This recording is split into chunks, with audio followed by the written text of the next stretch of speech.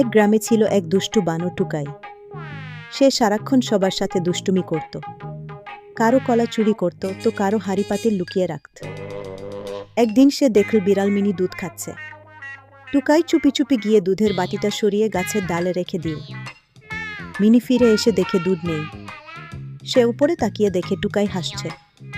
Mini রাগ না করে বুদ্ধি খাটায়। সে জোরে জোরে বলতে লাগল, আহা, আজকে নাকি মাছওয়ালা কাকু অনেক বড় বড় মাছ এনেছে।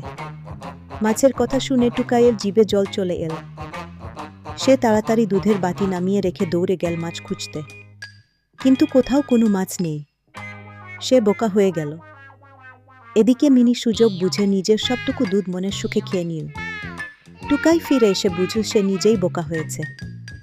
টুকাই বলল, বন্ধু, আমি আর কখনো দুষ্টুমি করব না। মিনি হাসল আর বলল, দুষ্টুমি করলে একদিন নিজেকেই বিপদে পড়তে হয়।